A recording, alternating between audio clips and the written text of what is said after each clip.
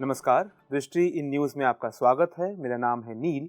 जिस खबर की आज हम चर्चा कर रहे हैं वो कोरोना पैंडेमिक से भी जुड़ी है, वो एक पर्सनैलिटी से भी जुड़ी है इनडायरेक्टली, और वो आधुनिक और आज के समय के विश्व के आर्थिक हालातों से भी जुड़ी है। खबर क्या है? खबर ये है कि वर्ल्ड इकोनॉमिक आउटलुक रिपोर्ट हाल ही में जारी की गई। किसके द्वारा जारी की गई? IMF, इंटरनेशनल मॉनेटरी फंड द्वारा जारी की गई। उस रिपोर्ट ने कुछ ऐसी बातों की ओर ध्यान दिलाया है वैश्विक अर्थव्यवस्था को लेके, जिसके चलते हलचल का माहौल है। IMF नाम सुनते ही आपको ध्यान में आया होगा कि ये इसलिए भी चर्चा में रहा है हाल ही में क्योंकि इसकी जो हेड हैं इस समय, क्रिस्टलिना गेorgiएवा, बुल्गारियन इकोनॉमिस्ट हैं।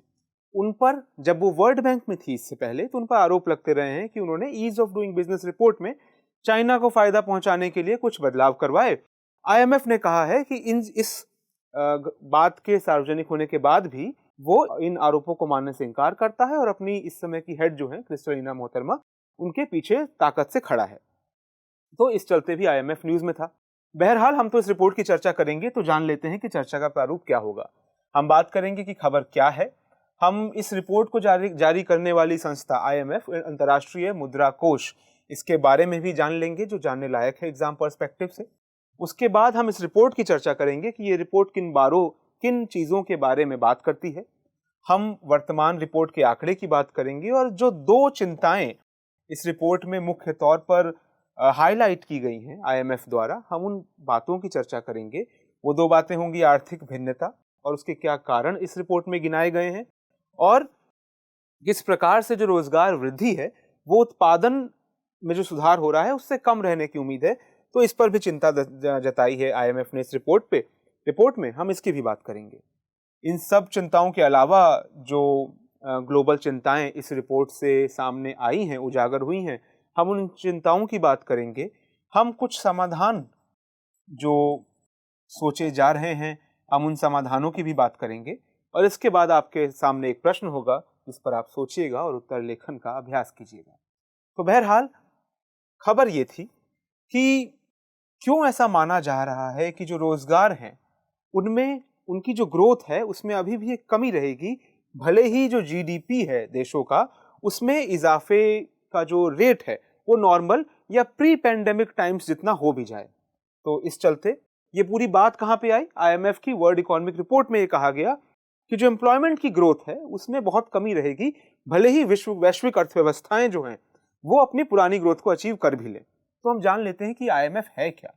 IMF वर्ष 1944 में स्थापित हुआ। ऑफिशियली ये अपनी वेबसाइट पे क्लेम करते हैं कि 1944 में हम स्थापित हुए। ऑफिशियल रूप से इसने इस प्रकार से काम करना 1945 में शुरू हुआ। तो अगर दोनों विकल्प आपको कभी मिलते हैं तो ध्यान रखिएगा कि ये अंतर है।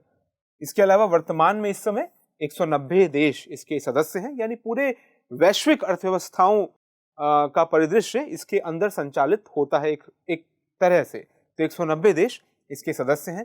क्या कार्य हैं इसके? तो इसके कार्य इवॉल्व होते रहे हैं 1944-45 के दौर से। द्वितीय विश्व युद्ध जब जस्ट खत्म हुआ था, उसके बाद से लेके आज तक के विश्व में जो तमाम बदलाव हुए हैं, वो बदलाव इसके जो रोल्स थे उसके एक्सपेंशन में भी हम देख सकते हैं। तो अभी ये क्या करता है? वैश्विक मौद्रिक सहयोग को बढ़ावा देता है कि किस प्रकार से मॉनेटरी वैल्यू हर करेंसी की डिटरमाइन होगी और देश उसको लेके सफाई रखेंगे किस प्रकार वो अपनी करेंसी की कीमत को तय कर रहे हैं। तो वैश्विक मौद्रिक सहयोग को बढ़ावा देता है, वित्तीय स्थिरता को सुनिश्चित करता है। स्पेशली जब ईस्ट एशियन क्राइसिस हुआ 80-90 के दशक के दौर में, तो उसके बाद से ये रोल उसका और इम्पोर्टेंट हो गया कि वित्तीय स्थिरता को सुनिश्चित करना पूरी वैश्विक इकोनॉमी में, क्योंकि ग्लोबलाइजेशन के दौर में सभी इकोनॉमीज जुड़ी हुई हैं, तो इस रोल को भी ये निभाता है। इसके अलावा अंतर्राष्ट्रीय व्यापार को वो सुविधाजनक बनाता है। ये इसके उद्गम के समय से ही इसका एक रोल रहा था कि वैश्विक व्यापार को, अंतर्राष्ट्रीय व्यापार को सुविधाजनक बनाना, ग्लोबलाइजेशन के गोल्स को फर्दर परस्यू करना, फॉरवर्ड करना। इसके अलावा उच्च रोजगार और सतत आर्थिक विकास को बढ़ावा देना। तो ये जो आखिरी के दो गोल हैं, इस बढ़ावा देना रोजगार और आर्थिक विकास को और वैश्विक गरीबी को कम करना, ये दोनों गोल्स उसके जो वेलफेयर की साइड उसका एम्फेसिस है, सस्टेनेबल डेवलपमेंट गोल्स को पूरा करने के लिए ये देशों की कैपेसिटी बिल्डिंग में हेल्प करता है। उस साइड ये दोनों गोल्स उसकी साइड को, IMF की उस साइड को दिखाते हैं। इसके अलावा आईएमएफ दो बहुत महत्वपूर्ण रिपोर्ट्स भी जारी करता है। जब भी वो जारी करता है तो विश्व में इन बातों पर बहस होती है, बात होती है, और देश अपनी अपनी अर्थव्यवस्थाओं में उन मुद्दों को ध्यान देते हैं, उन मुद्दों पर जो इन रिपोर्ट्स में हाईलाइटेड होती हैं। वो कौन सी दो रिपोर्ट्स हैं? ग्लोबल फाइनेंशियल स्टेबिलिटी रिपोर्ट यानी कि वैश्विक वित्तीय स्थिरता रिपोर्ट। तो इसी से ध्यान भी रखिएगा कि वैश्विक जो वित्तीय स्थिरता है उसको सुनिश्चित करना आईएमएफ का काम है। और दूसरा जिस रिपोर्ट पर हम आज चर्चा कर रहे हैं, जिसपे हंगामा बरपा है, वर्ल्ड इकोनॉमिक आउटलुक रिपोर्ट, जो कि साल में 2 बार जारी की जाती है। इस रिपोर्ट के बारे में थोड़ा सा जान लेते हैं। 2 बार साल में प्रकाशित होती है ये रिपोर्ट, अप्रैल में और अक्टूबर माह में। इसके अलावा ये करती क्या है रिपोर्ट? तो ये बहुत लॉन्ग टर्म प्रोस्पेक्ट्स पे चर्चा नहीं करती है। ये त्वरित, निकट रूप से और मध्यम अवधि के दौरान अर्थव्यवस्थाओं का रुख क्या रहेगा, इकोनॉमी का रुख क्या रहेगा, वैश्विक आर्थिक विकास का रुख क्या रहेगा, उसका विश्लेषण करती है, निकट और मध्यम अवधि का। इसके अलावा ये अर्थव्यवस्थाओं को प्रभावित करने वाले मुद्दों पर भी विचार करती है कि स्किलिंग को लेकर दुनिया में क्या बदलाव हो रहे हैं, किस उम्र के लोग एम्प्लॉयमेंट में ज्यादा आ रहे हैं, इस प्रकार के कई दूसरी चीजें, उन मुद्दों पर यह विचार करती है। इसी के अलावा वर्ल्ड इकोनॉमिक आउटलुक अपडेट भी जारी करती है आईएमएफ, और वो जनवरी और जुलाई में प्रकाशित किया जाता है। वर्ल्ड इकोनॉमिक आउटलुक को आप इकोनॉमिक आउटलुक से कंपेयर मत कीजिएगा, वो एक अलग रिपोर्ट है, उसको अलग संस्था जारी करती है। इसको आप ध्यान रखिएगा, world economic outlook report IMF जारी करता है, साल में 2 बार जारी करता है। अब बात करते हैं वर्तमान रिपोर्ट के आंकड़े क्या थे। तो वर्तमान रिपोर्ट में हमने कई आंकड़े बताए हुए हैं। ये आंकड़े अपने आप में महत्वपूर्ण नहीं है, हम बहुत जल्दी इन आंकड़ों की चर्चा कर लेंगे। इसका क्या निष्कर्ष है, इस आंकड़ों में हमें क्या प्रतिबिंबित हो रहा है, ये ज्यादा महत्वपूर्ण है। तो आंकड़े क्या कहते हैं? आंकड़े कहते हैं कि वैश्विक विकास का अनुमान जो है वो थोड़ा सा संशोधित किया गया है। अखबारों में जो खबरें आई उनमें ये बता दिया गया कि मामूली रूप से संशोधित है, लेकिन असल में ये मामूली रूप से संशोधन यानी गिरावट जो दिखाई गई है, अब बताया जा रहा है कि 2021 की ग्रोथ 5.9% की दर से ही रहेगी या रही। तो लगता है कि बहुत थोड़ा सा संशोधन कर लिया है, ज्यादा बदलाव नहीं किया है, लेकिन असल में ये संशोधन जो है वो लीस्ट डेवलप्ड कंट्रीज जो हैं, जो विकासशील या फिर अभी अल्प विकसित देश हैं, वहां का जो विकास होना था वो बहुत ज्यादा कम हो गया है। ये संशोधन उसकी वजह से आया है। तो पहली बात तो ये कि 2022 में जो होना है विकास, उसको अभी उन्होंने अपरिवर्तित रखा है कि लाइन पे आ जाएगी ग्रोथ, इस फीसदी से ग्रो करेगा, लेकिन 2021 का संशोधन कर दिया है, ग्रोथ रेट को थोड़ा घटा दिया है।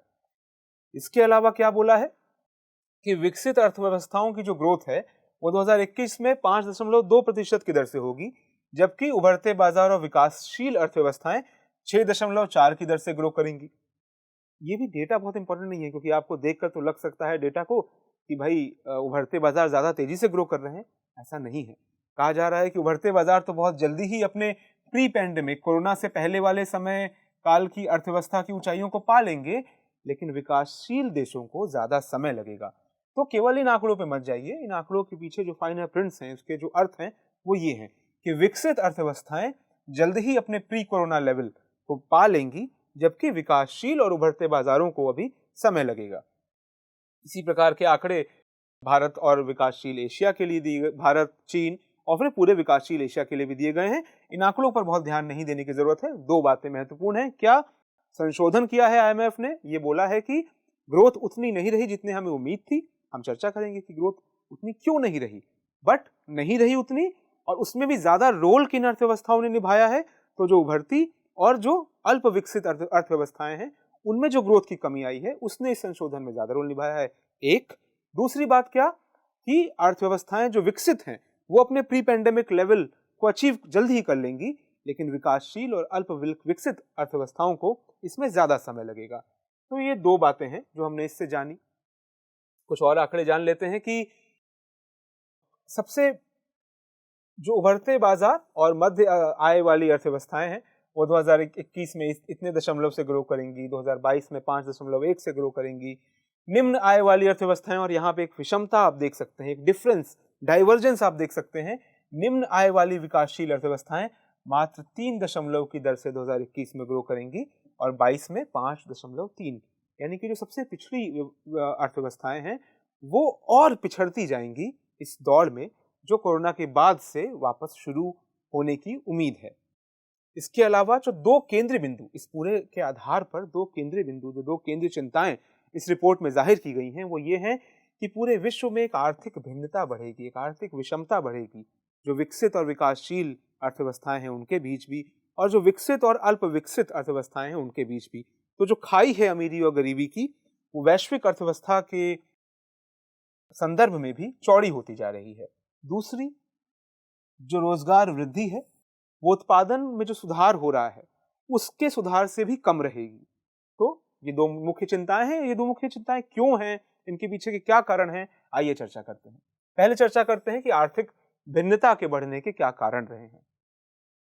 तो पहले तो कि कम आय वाले विकासशील देश समूह जो हैं, कम आय वाले विकासशील देश मतलब जैसे जो लीस्ट डेवलप्ड कंट्री अगर आपने सुना हो, या ये कैसे तय होता है, वैसे तो इसकी कोई आधिकारिक परिभाषा नहीं है। एक परिभाषा को छोड़कर विश्व बैंक जो है, वर्ल्ड बैंक जो है, वो लीस्ट डेवलप्ड कंट्री, अल्प विकसित अर्थव्यवस्थाएं उनको बोलता है जिनका जो प्रति व्यक्ति आय है, gross per capita gross national income है, वो 1045 अमेरिकी डॉलर से कम है। भारत तो इससे ऊपर है, भारत की 1900 कुछ डॉलर प्रति व्यक्ति आय है। तो भारत लीस्ट डेवलप कंट्रीज वाले समूह में नहीं आता है, मिडिल इनकम कंट्रीज में आता है। तो ये एक परिभाषा है, ऐसे ही हमने साइड में थोड़ी सी जान ली। बहरहाल, महामारी का प्रभाव तो पूरी दुनिया पे पड़ा, पर इन देशों पे सबसे ज्यादा प्रभाव पड़ा। लेकिन अब अंतर क्या आया है कि महामारी को आए हुए तो साल डेढ़ साल बीत गया, उसके बाद से उन्नत अर्थव्यवस्थाओं में, जो डेवलप्ड कंट्रीज हैं, वहां की ऑन एन एवरेज 60% आबादी का पूर्ण टीकाकरण हो चुका है, दोनों डोज लग चुकी हैं। कई जगह तो बूस्टर शॉट्स भी लग रहे हैं।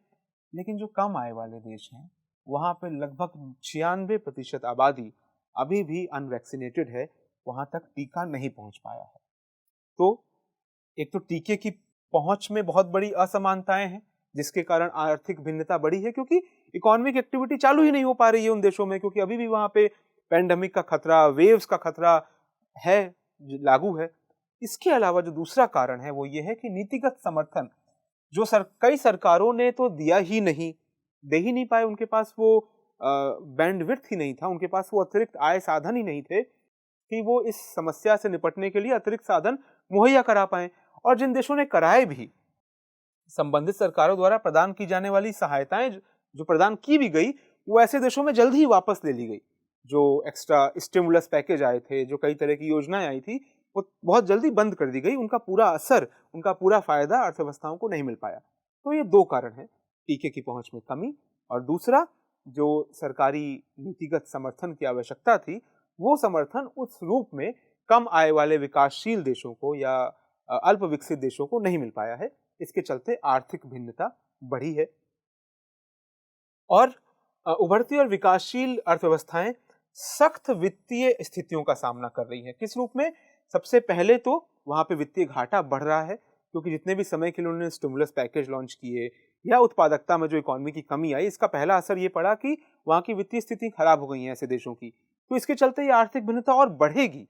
भले ही पैंडेमिक समाप्त हो जाएगा, ईश्वर करे हो जाए, लेकिन उसके बावजूद वो स्थितियां और गंभीर होती जाएंगी। और दूसरा, मुद्रास्फीति का जोखिम रहेगा। मुद्रास्फीति अगर ग्रोथ के साथ आ रही है, महंगाई तब बढ़ रही है, कीमतें तब बढ़ रही हैं जब अर्थव्यवस्था भी बढ़ रही है। तो समझ में आता है यहाँ अर्थव्यवस्था सिकुड़ रही है, लेकिन मुद्रास्फीति यानी मोटा मोटा महंगाई, जो महंगाई है उसका जोखिम बना हुआ है ऐसे देशों पर। तो ये डबल वहमी है, दुधारी तलवार है, दोनों तरफ से सरकार के सामने संकट ही है।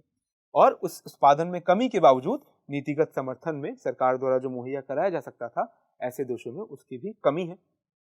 अब हम रिपोर्ट की दूसरी चिंता पर बात करते हैं। दूसरी चिंता क्या थी कि रोजगार वृद्धि उत्पादन में सुधार से, उत्पादन में जो सुधार हुआ है उससे कम रहेगी रोजगार वृद्धि। तो अभी जो वैश्विक स्तर पर रोजगार है, पूरे विश्व के स्तर पर, वो महामारी पूर्व के स्तर से कम है। कई कारणों से कम है। एक तो क्योंकि सप्लाई डिमांड का जो पूरा डायनामिक है वो बिगड़ गया। स्टार्टिंग में डिमांड बहुत ज्यादा गिर गई तो सप्लाई गिरानी पड़ी। अब डिमांड जोर पकड़ भी रही है तो उत्पादन उस तरीके से बढ़ाया नहीं जा सका है। तो रोजगार ऑलरेडी मार्केट में कम है पूरे वैश्विक स्तर पर। इसके अलावा ऑटोमेशन, क्योंकि अचानक से बहुत तेजी से आया, क्योंकि जब लोग ऑफिस में नहीं आ सकते थे तब वो सभी कंपनियां जो मूव ऑन कर सकती थी ऑटोमेशन की तरफ। ऑटोमेशन यानी क्या? व्यक्ति या व्यक्तियों के समूह का कार्य कोई मशीन या मशीन जनित प्रोग्राम कर सके। तो ज़्यादा से ज़्यादा कंपनीज मशीनों की तरफ उन्मुख हुई, एजुकेशन फॉर एग्जाम्पल, बहुत तरह के सेक्टर्स ऑटोमेशन की तरफ बढ़े। तो उस ऑटोमेशन का श्रम की मांग पर प्रभाव पड़ा। अब उतने लोगों की आवश्यकता कई सेक्टर्स में नहीं रह गई है। तो इसकी वजह से भी रोजगार वृद्धि, भले ही उत्पादन में वृद्धि हो रही है, उत्पादन में सुधार हो रहा है, लेकिन रोजगार में सुधार नहीं हो पा रहा। एक कारण ये भी हो गया। इसके अलावा आज भी जो संपर्क गहन व्यवसाय हैं, कई सर्विस सेक्टर में ऐसे सेक्टर जहां पे व्यक्ति टू व्यक्ति interaction, person to person interaction बहुत अवश्यम भावी है, जरूरी है, वहां पर नौकरी के कारण संक्रमण की आशंका बनी हुई है। और हमने देखा कि अल्प विकसित देशों में खास तौर पर अभी भी वैक्सीनेशन हुआ ही नहीं है। तो उस दुनिया की उस आबादी में से 96% आबादी को तो अभी वैक्सीन भी नहीं मिली है। तो वहां पर संक्रमण की आशंका है, और क्योंकि यह आशंका है तो रोजगार वृद्धि अभी हो नहीं सकती, क्योंकि लोग ही जाने को तैयार हैं, ना लोग उनको बुलाने को तैयार हैं। इसके अलावा कुछ देशों में यह भी देखने को मिला कि जो आय प्रतिस्थापन दिया गया, यानी कुछ ऐसी स्कीम्स चालू की गई कि आपको एक फिक्स इनकम दी जाएगी या आपको अनाज दिया जाएगा, तो ये आय प्रतिस्थापन के जो माध्यम दिए गए बेरोजगारी के बदले में, उसकी वजह से भी अब कई लोग काम करने को कम आतुर हैं। ये उनके सुख का सोर्स तो नहीं है, लेकिन उदाहरण के तौर पे वो गांव से शहर की और तब तक नहीं जाना चाहते जब तक पूरी तरह सेफ्टी नहीं हो जाए या फिर इतना बेहतर काम ना मिले कि वो गांव से शहर की ओर जाना चाहें। तो इस तरह की चीजें भी हुई हैं कि बेरोजगारी लाभ के माध्यम से, बेरोजगारी लाभ के रूप में जो आय प्रतिस्थापन किया गया था, उसके चलते भी जो रोजगार का मार्केट है वो उस तरीके से ग्रो नहीं कर पा रहा है। इसके अलावा जिस तरह की नौकरियां मांगी जा रही हैं और जिस तरह की नौकरियां मिल रही हैं, उसमें भी एक बड़ा मिसमैच देखने को मिला है, क्योंकि कई जो नौकरियां मिली हैं वो उस मध्यम और उच्च दर्जे में नहीं मिल पा रही हैं, वो काफी निम्न दर्जे में ही मिल रही हैं। तो एक कारण ये भी है कि इस चलते भी रोजगार वृद्धि नहीं हो पा रही है। और चाइल्ड केयर की समस्या, ये कारणों में ऊपर होना चाहिए, ये हमारी और इस समाज की भी कमी है कि ये हमने काफी आखिर में रखा है।